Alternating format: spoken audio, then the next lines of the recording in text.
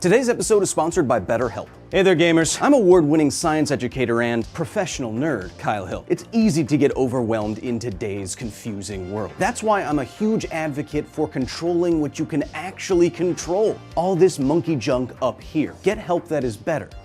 BetterHelp. BetterHelp is here to help. I've heard they're an online therapy resource that has video, phone, and even just chat therapists available. I think they have over 20,000 therapists in their network. You know, Keith, I use BetterHelp. What?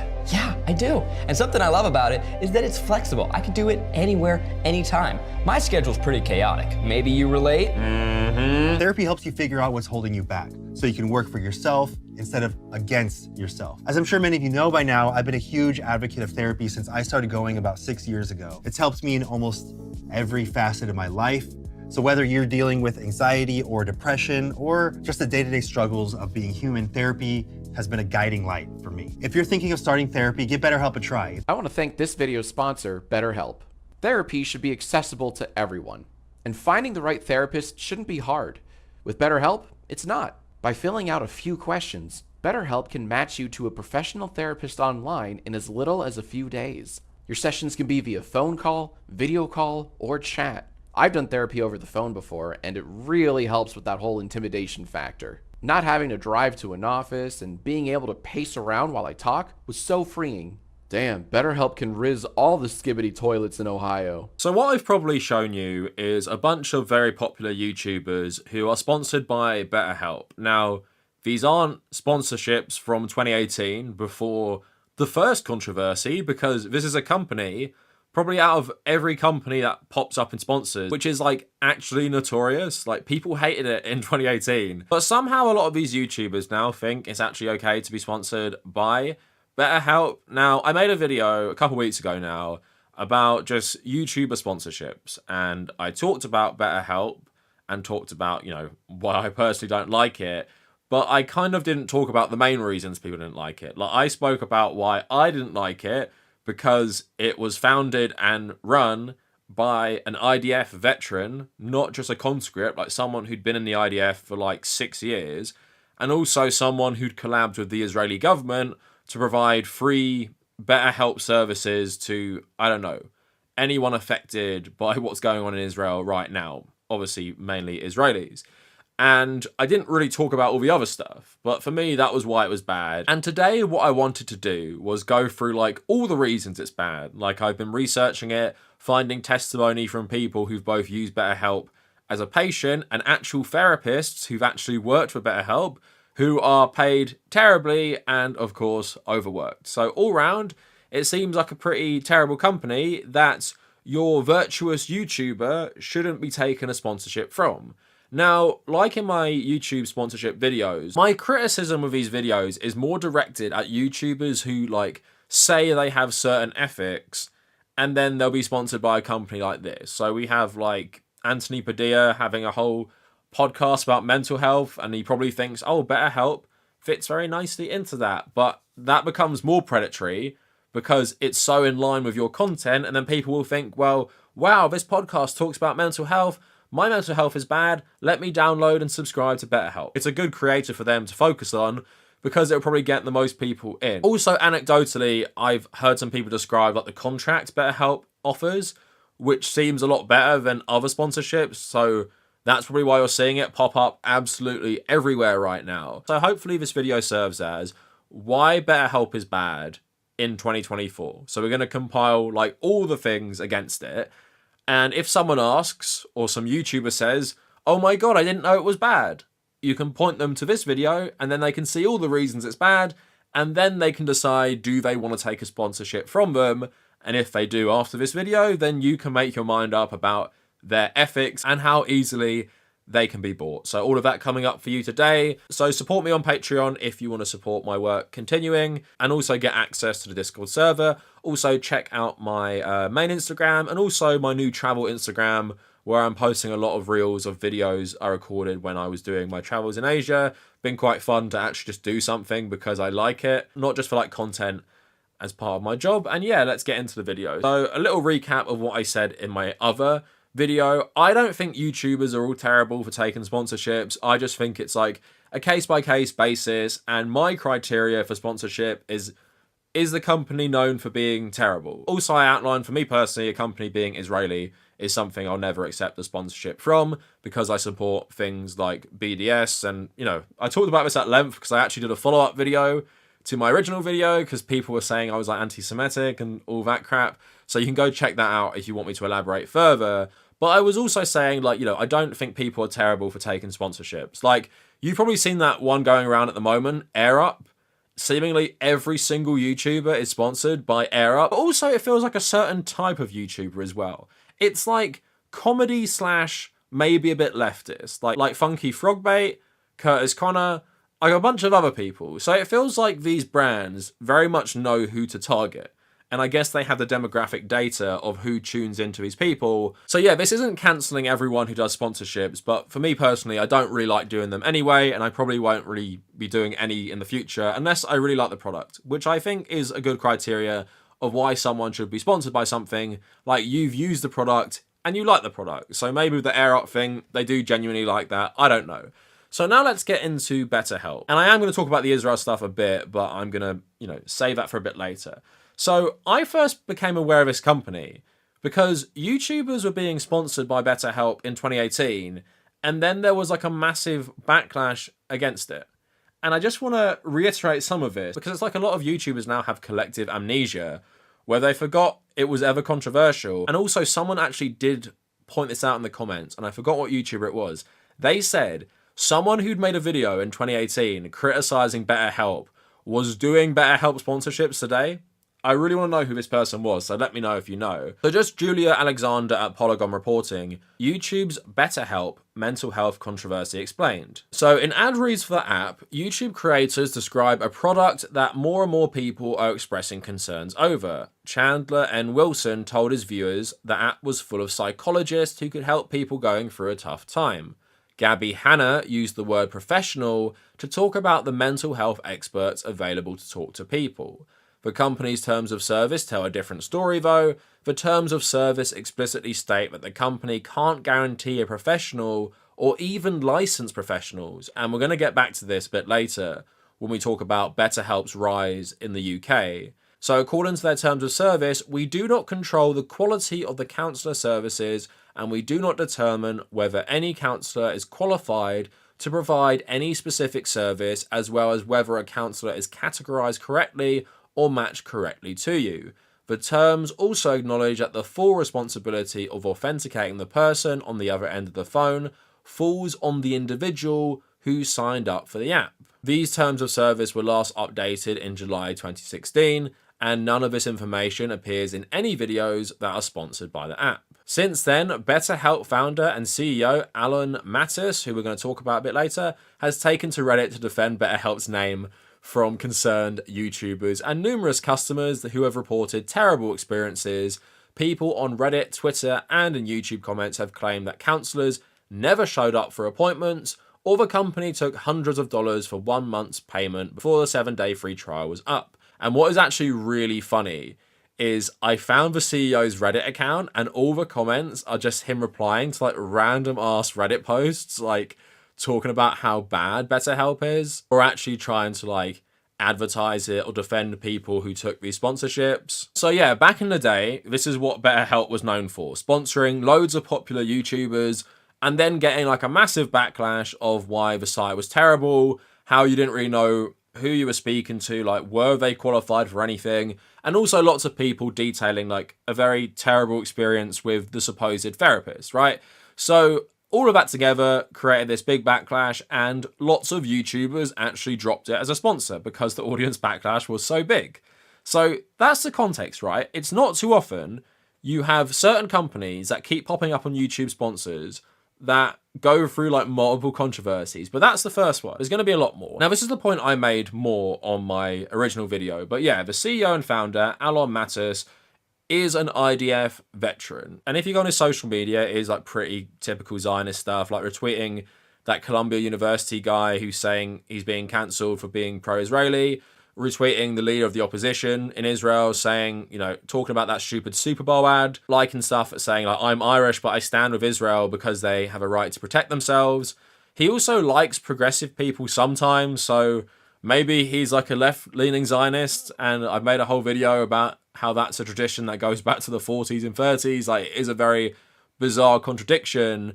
But yeah, like, obviously, all of that culminated with this post by the Israel Twitter account, one of the like most racist, insane Twitter accounts on the whole platform, and that's saying something, basically announcing a collab with BetterHelp to give 6 months of therapy free to people affected by the conflict. So yeah, in my opinion, that is a good enough reason to boycott this app and not promote it. But I understand for a lot of people, you know, maybe they don't care about that. Maybe they don't care about one of the worst crimes in our lifetime being done with our tax dollars and companies collabing with the Israeli government. Maybe they don't care about that. And that is on them. And this guy says that he has stepped down at BetterHelp, but I couldn't find who was in charge. So maybe he's just overseeing a transitional phase and stuff. So that's whatever. But yeah, there's 2 reasons already why people don't like BetterHelp and, you know, don't like people being sponsored by them.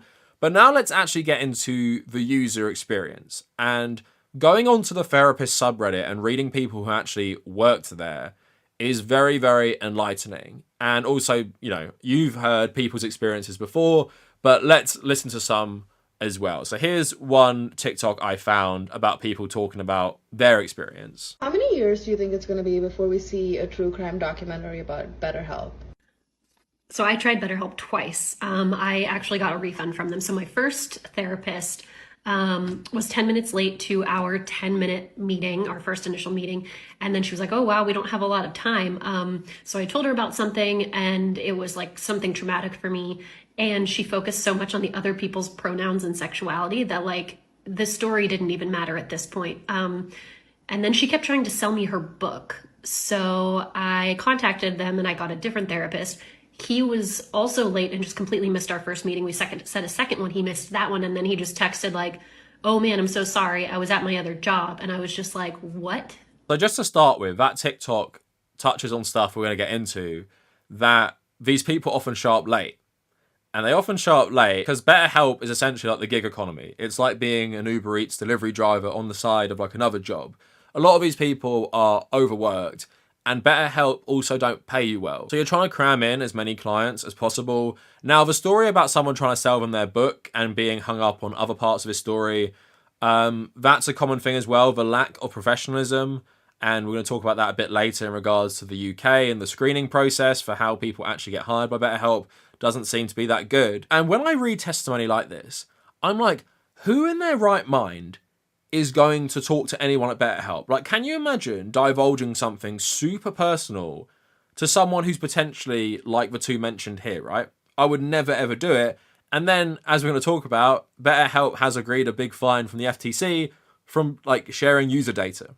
So it's not private. So don't worry about that either. So why is this company being sponsored by people who have like mental health podcasts? It actually blows my mind. But let's get into this like a bit more as well, because I have more evidence for, you know, the therapist and the clients. Another post, this is like 3 years ago, on mental health saying, I've had more than one counsellor no-show and give no response before, during or after a scheduled time, be out of contact for a week or more, and then attempt to have to pay me more to schedule a session again in the same week despite the other party missing it. You have another one on talk therapy a while ago. Do not use BetterHelp. I've had my experience with them a few months ago, but it came back to me as I keep seeing BetterHelp sponsoring YouTube videos, trying to rope in more people. They're just short of an actual scam with how unprofessional and useless they are. Many other people have shared negative experiences with BetterHelp, so if you see their ads and sponsorships, don't fall for it. I was assigned a therapist who cancelled our appointment last minute twice. She used vague reasons like there was a storm in my area. When I contacted them asking for a refund, they replied with a salesy pitch to convince me to keep trying and reassigned another therapist with a promise of better service. The second therapist sent me another cancellation saying he was overbooked. If his schedule is full, why was he assigned to me? I only got a full refund after I threatened to sue them. So we're going to talk about this. So on therapists, they give us an insight into what working for BetterHelp is like. Anyone currently work with BetterHelp or a similar agency? And a reply from a year ago, I've worked for BetterHelp for about 8 months as a side gig, some good, some bad. They have a very business approach to therapy that can take away from you using your clinician judgment. For example, you have to be very responsive to clients. You are rated on how quick you respond via message and really need to be available often. Some of my clients required more than telesessions could provide, especially if they were only doing voice compared to the video. They had a higher clinical needs than I felt I could provide through the medium. On the other hand, made a good amount as a side gig. I had the time to be responsive and send messages, which you do get paid for in addition to the sessions. I didn't want to go through the hoops for private practice at the time, so it was an easy way to get started. So just another post about their experience with it, and I want to focus on this bit. The idea to chat with a provider is great, but not good in execution. A lot of brain power, expertise, and consideration go into every single message we craft, and to be given $30 for it if you reach an hour is a slap in the face. Sessions are 30 to 45 minutes long and can be challenging to get through if the person in a compromising environment is like whispering, I can't talk about that right now. One of the comments saying, BetterHelp is only $30 an hour. That is so awful. And they are an awful company from what I've heard. Are you serious that it's only 30? 30 an hour before taxes. You'd make better money delivering pizza. Someone else replying, I am breaking up with them, was seeing 8 to 10 clients a week, making less than $200. It's a scam. They hate therapists. Every time I see someone, I tell my husband, I just did $120 worth of work for less than 30. They are taking advantage of a profession that genuinely wants to help people. It is crazy the number of users on there. And they did comment on the collaboration with the Israeli government, and they're saying stuff like, I have clients that had actual traumatic responses to BetterHelp therapists because of their negative experience and therapist incompetence. BetterHelp has its controversies, but I never imagined war profiteering could be added to the list. The icing on the cake for them being bad is gay man accuses BetterHelp therapist of conversion therapy tactics. If, pushing your book on someone wasn't enough, this is in December 2022, Caleb Hill, a gay man who grew up in a conservative Christian household in Tennessee, was kicked out of his house after he came out to his family. After experiencing isolation and depression, he turned to BetterHelp, a popular online therapy app. He told the Wall Street Journal that his biggest concern at the time was missing his family. He alleges that the therapist recommended he try to stop being gay so he could reunite with his family. Hill saying, therapist said if I chose to go back to who I was and deny those feelings, he could get me where I needed to be. To make matters worse, a screenshot shows that Hill had requested an LGBTQ+ therapist. The personalized therapist BetterHelp matched him with didn't specialize in such issues. In fact, the therapist's personal website states that he practices Christian counseling. He said you either sacrifice your family or you sacrifice being gay. I needed someone to tell me I was gay and that was okay. I got the exact opposite. When asked if he'd been intimate with a man, Hill said he hadn't, to which the therapist said good. He said, if I didn't want to go back to my family, I should think hard about being physical with a man because it would be a lot harder after that. So one of those therapists said some of their patients had been traumatized by the therapists. And yeah, you can see why. And like I've said, you're going to someone on the phone or on a video call thinking they're a therapist. You tell them something very, very personal, something that is really, hard on you, like being ostracized for being gay. And they say to you, well, why don't you try not being gay? Because they're actually some sort of Christian pastor, right? Even though you've said, I want someone who specializes in LGBT issues. And yeah, you can see how that messes someone up with trust issues with therapists because they need therapy, but now they don't trust therapists because they've had someone like that. That's how BetterHelp are ruining that profession and ruining people's trust in it. And also it's just so dystopian these days that we've created some sort of gig economy for therapy. It's just such a capitalist dystopia in that so many people's mental health issues are either exacerbated by or caused by the capitalist system. And then capitalists invent a way to prey on these people for profit as well, which could send them spiraling further in their mental health struggles. Now, this is a bit more anecdotal, but on a post on the Try Guys, it said, why haven't they addressed the BetterHelp sponsorship? I don't know who the Try Guys are, but apparently they're another person who's sponsored by BetterHelp. And I just found this comment interesting because obviously, if I put out a public thing on Twitter saying, can someone tell me what the BetterHelp contract is like? I'd really love to know. They're not going to tell me because they probably know I'd make it into a video or something. This is a random person on Reddit, but it would, in my opinion, explain a lot of why this sponsorship is so popular. So they say, a friend of mine has a BetterHelp sponsorship. She said they pay notably more than the industry average, are more flexible about the placement of the integration in the video, are not too strict with how the message is presented as long as it hits a few talking points and have a high chance of continuing partnership again in the future. So it's not just about the money, it's the money, flexibility, and stability. BetterHelp has also made changes in their policy language that are designed to assure affiliates that their service is above board and to combat rumors of their shadier business practices. It's a very enticing deal. Adding the fact that while there are shady things it's done, some people say they had a good experience, so you have a sponsor that might genuinely benefit some members of your audience, and that sponsor is also offering a very enticing deal. So I can definitely believe that plays a part in BetterHelp like still being everywhere, because I spoke about in my video about sponsorships. Like, what I personally hate about sponsorships is most companies that I've done it with, it's like only like 4, they're so like on you about how you word it. And I said, if more companies that you talk about the product that you probably like in their own words, the sponsorship would be a lot better. But a lot of them just really want you to say something super generic, I don't know, to show their bosses or something. So if BetterHelp are saying, you know, there's a likelihood we're going to continue this partnership, put it wherever you want, say whatever you want, we won't control that too much as long as you say X, Y, and Z, I can understand why that is appealing, especially if you don't have much, you know, morals when it comes to taking money from bad companies, right? So all of that put together is why you probably see BetterHelp still everywhere, and why it's still one of the more popular sponsorships you see on like massive YouTube channels. But a lot of these complaints we've seen are about the quality of the therapy. Now, some people say it's good, but you have a lot of horror stories. And there was an article a year ago in the Financial Times about BetterHelp expanding to the UK, and I found this really interesting. So therapists sound alarm on BetterHelp's rapid UK expansion. So British therapists have criticised US online counselling startup BetterHelp's rapid UK expansion, warning that the recruitment process, pay structure, and a lack of UK support staff risk compromising client safety, which, you know, is relevant considering the FTC thing. So in the UK, BetterHelp's expansion comes at a time when demand for therapy is growing, but NHS mental health services are stretched. 7 British counsellors that spoke to the Financial Times raised concerns about BetterHelp's recruitment drive, which has seen therapists offered signing on bonuses of up to $1,000.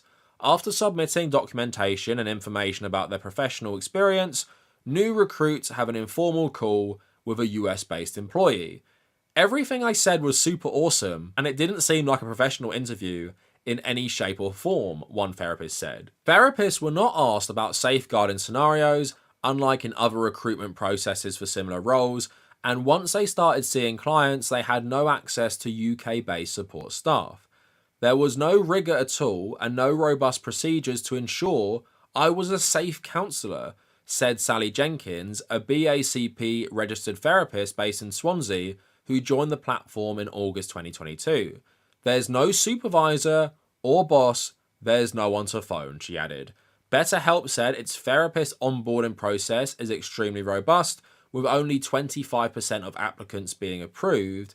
A BetterHelp recruitment ad tells UK counsellors they can earn up to £100,000 a year through the platform, but all 9 therapists who spoke to the Financial Times found that pay fell below the amount they charge in a private practice. Working in a gig economy model, therapists on the platform said they earned a base rate of $30 an hour for their first 5 hours, $35 for the following 5, and pay rises incrementally for each additional 5 hours worked.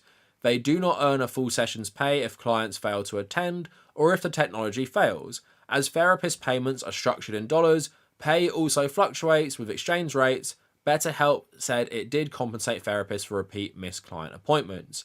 Their pay structure is very unethical, said Andrew Flynn, a Hartlepool-based counsellor who joined BetterHelp in September 2022. Flynn also said the system encouraged burnout. Within weeks of joining, he was working 6 sessions a day, but soon started to feel overwhelmed and reduce his hours. You could get £100,000 a year if you did 45 hours a week. Honestly, I'd think you'd die. So yeah, as BetterHelp expands to new markets, they clearly don't have the infrastructure to actually deal with what it's like to run some sort of online therapy thing. So these people, if you want to make that money, like the gig economy, got to burn yourself out 45 hours a week listening to like all this stuff that people tell you in therapy, And that's how you'd make the, promised golden amount that they're offering you. And as that article also got onto later, they're basically making worse money than what they would if they went like private or something, right? So there isn't a good incentive for the therapist, but if they do it, it's likely they'll be burnt out, underpaid. And that leads to the user experience also being bad because, as you saw with a lot of the complaints, a lot of therapists were also missing their appointments because they either had other jobs or they might be working with so many clients on the app, they just can't schedule it all in properly. And also, like they outlined, the interview process isn't great for weeding out people who might be bad therapists or counselors or whatever.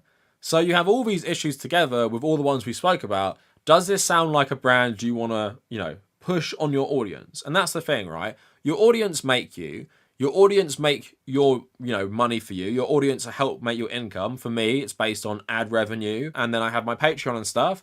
So when you have all of that support, you really want to take a sponsorship from a company like this and try and get your followers to sign up to it, knowing everything I spoke about now.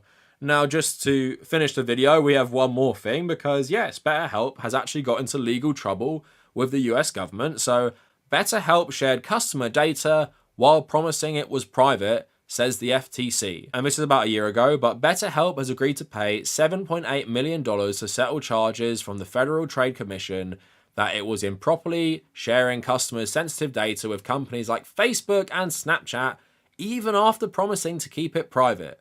The proposed order announced by the FTC on Thursday would ban the same behavior in future and require BetterHelp to make some changes to how it handles its customer data.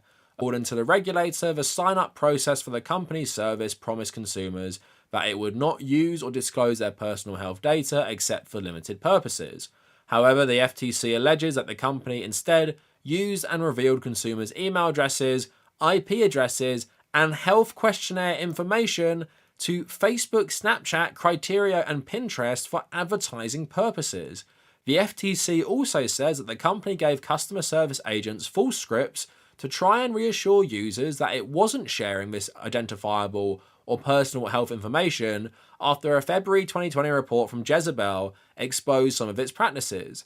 The Commission's complaint accuses the company of misleading customers by putting a HIPAA seal on its website, despite the fact that no government agency or other third party reviewed BetterHelp's information practices for compliance with HIPAA, let alone determined that the practices met the requirements of HIPAA. So Samuel Levine, FTC Bureau of Consumer Protection Director, said BetterHelp betrayed consumers' most personal health information for profit. The commission says that it used consumers' email addresses and the fact that they had previously been in therapy to instruct Facebook to identify similar consumers and target them with advertisements, helping it to bring in tens of thousands of new paying users and millions of dollars in revenue. So yeah, on top of everything we've said, if you were answering BetterHelp's questionnaires about your mental state and your health, it was using that and giving it to Facebook and Snapchat to advertise BetterHelp to people just like you. So like I was saying, everything we've gone through in this is like really, really dystopian.